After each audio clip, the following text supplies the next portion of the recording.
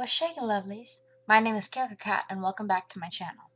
Now, for reasonable purposes, I am actually going to be saying this ahead of time. This is a video that is being done for one of my classes, and it's also a video that I feel very strongly about. It has to do with depression and suicide, which, as you guys know by now, is a matter very close to my heart. So, for my teacher, my name is Hannah Chapman, and I am in the Wellness 2 class, and this is my video about depression and Jenny. Now, the girl that you see on screen right now is a girl named Jenny in a video that I watched recently called Jenny's Reasons. She's an American teenager. She's the best friend of another girl in her class. She's a girlfriend to a guy named Dan. She's the niece of two shop owners and the daughter of still married parents, and it would seem like her life is put together. However, Jenny is depressed and suicidal. The setting of the story that she's in is an urban town in America. She's going to college, as is found in the video when, in an altercation with her boyfriend, it is mentioned that when they were seniors, they fell in love, showing that they were indeed at once in high school and are not anymore. Her home, as shown in the video as well, has a lot of fighting between her parents, and they are verbally abusive towards their daughter.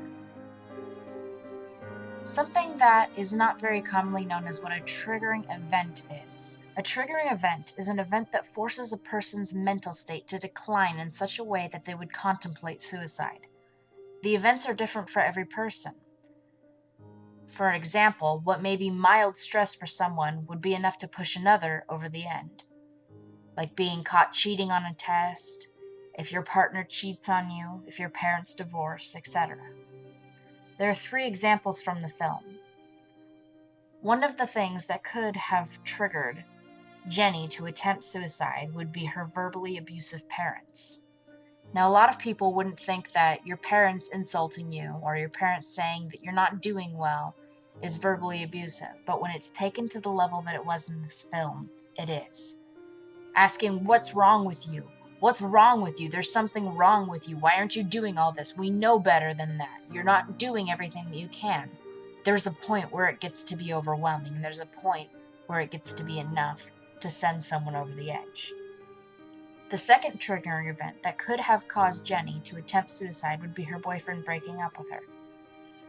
Now, this is a debatable point, as well as the third point I will make in a minute, because at the beginning of the video, she was already displaying behaviors of suicide intention before her boyfriend broke up with her.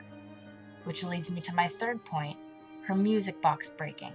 This music box is shown in the beginning of the film, which shows that it is a very important part of her life. She's sitting here and enjoying everything that she's doing with this box, and it breaks.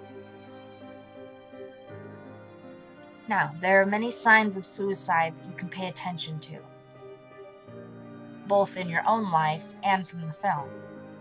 Withdrawal from friends, angry outbursts, the unexpected giving away of treasured possessions, and a refusal to confront others are just 4 signs out of many that someone that you know may be suffering from suicidal thoughts and chronic depression.